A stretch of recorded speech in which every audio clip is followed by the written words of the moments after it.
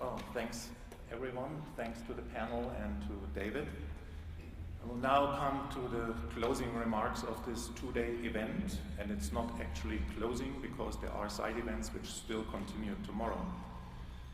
If I look into the room, I would say we need to find a new statistic.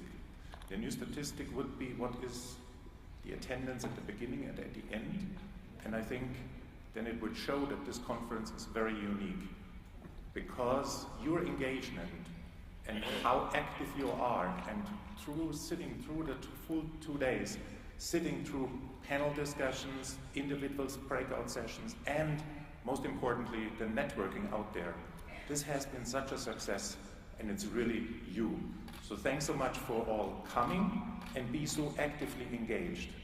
I think with our active engagement, with our joining forces, with us kind of driving things, we can really make a change for the next century.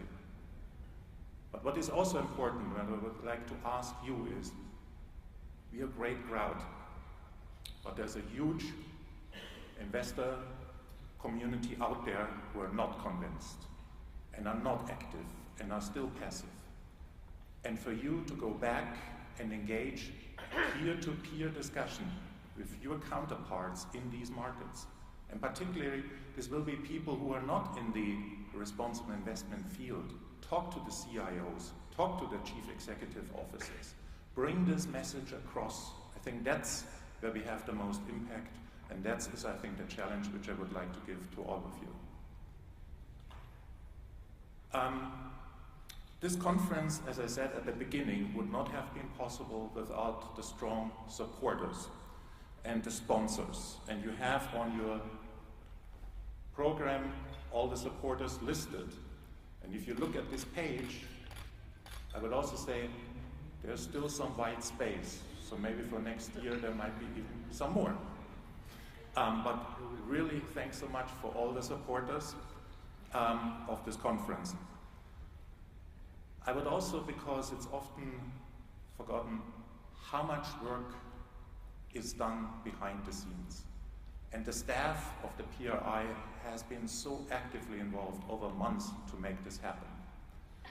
And we at PRI and PRI-UP, we even make it more challenging for them, because we put in front of the conference even a one-day board meeting and a two-day council meeting, where again they need to prepare a lot of things.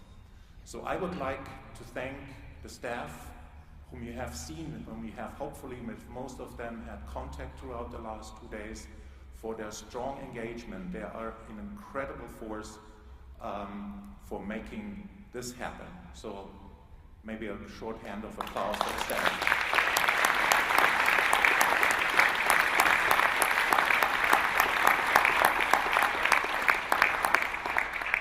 I would then like to announce where we will meet, hopefully in, roughly speaking, a year's time. And there is one council member here in the room who had been fighting for his location for quite a number of years.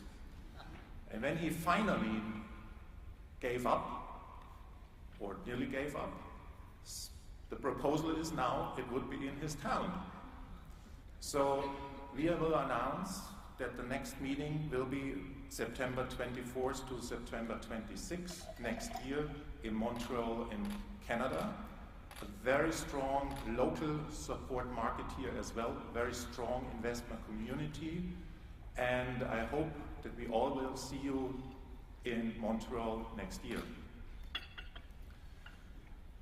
Then I would like to make a special thank for the African Network, and particularly to the Government Pension Fund, who was incredible active in making this happen, who brought tremendous African expertise into the room. I think a lot of us have learned a lot over the last days. I think it gave us a totally new insight into a world which is sometime down south. So I would like to thank really, and in particular, it's one person who is the driver behind this, John Oliphant, and would like to ask him also for his final remarks. John, please.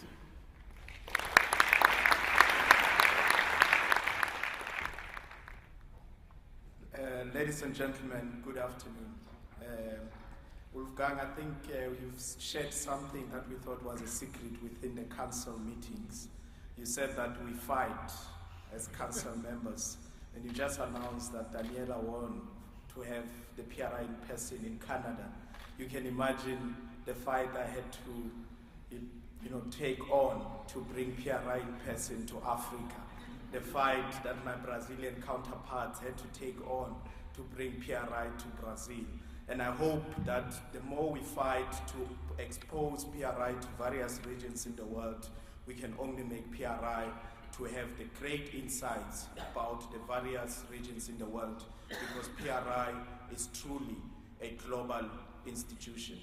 I think it wouldn't have been a global institution if it wasn't as a result of James Gifford, who's decided to retire or to go and do something else. And I think we are all in this room because of him. I didn't know much about responsible investing. I think, Wolfgang, in your remarks, you referred to the fact that we need to have CIOs, we need to have CEOs, and so on. When I was hired at the Government Employees Pension Fund in 2008, I was interviewed and I was told that my responsibility would be to implement the responsible investment policy of the GEPF. At the time, the GEPF had just become a signatory in 2006, and that was in 2008. And I said, but what is responsible investing? And he said, no, it's about integrating environmental, social, social and governance issues. And you can imagine, I came from the asset management background. I was a hedge fund manager, so I didn't think much about these long-term issues. And I arrived there, the board first rejected the policy that was on the table, and it was a lot of hard work of engaging with various stakeholders to get the responsible investment policy of the GEPF approved, and it was launched, I think it was in 2010 in Soweto, in Kliptown. And the reason we chose Kliptown at the time, it was mainly because of the two economies that exist in South Africa. And it was quite exciting because many people that had never been in the township came into the township to the launch of the GEPF responsible investment policy. So I believe that when we talk about the issues that we reflected on today, we had a nice session about inequality. We've reflected on some of the challenges that face the world today. I think, in my opinion, those are some of the issues that we as responsible investors, we need to tackle and we need to be able to take forward.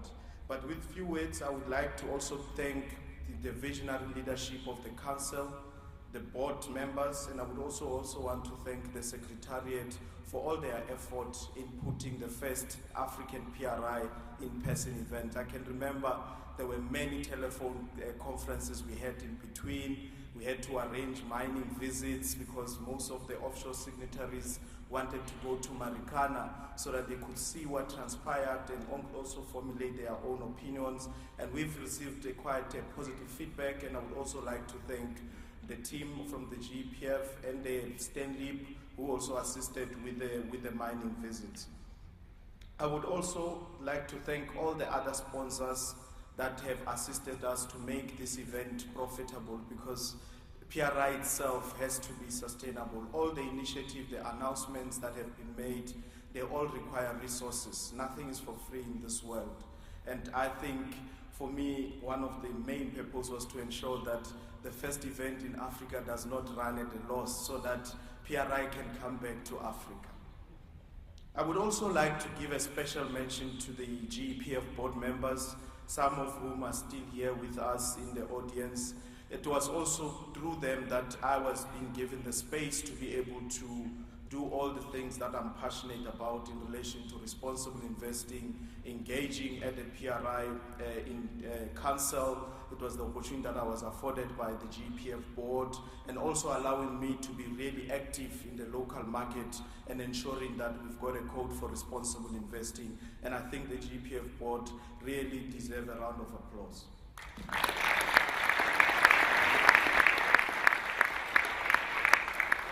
Ladies and gentlemen, it's always tough as an African to say goodbye to money, because you would understand that PRI almost represent 32 trillion. And when I say represent, I use the term loosely, because we're not a representative organization in terms of speaking on behalf of the 32 trillion, but what we are saying is that we are able to pool this capital into one room and start to reflect on the challenges that face the world today.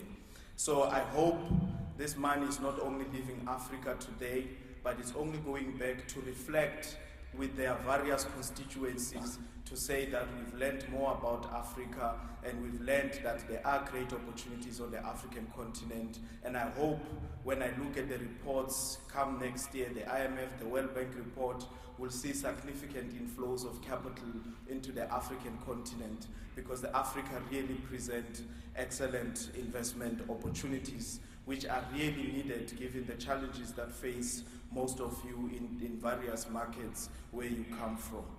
So, ladies and gentlemen, it has been very exciting. I hope you also had an opportunity to see some lions on your way from the airport to here, or at least to realize that Africa is not about lions going up and down on the street, but it's actually, if you want to see lions, you need to go to the zoo and so on. We have real economies that we have to manage and we need to grow. Ladies and gentlemen, thank you very much, and thanks to all the support from the South African signatories, the support from the Sustainable Returns Project, all the converted people, and the church is growing. And I think next year it will get bigger, and I'm looking forward to going to Canada for the first time. I thank you.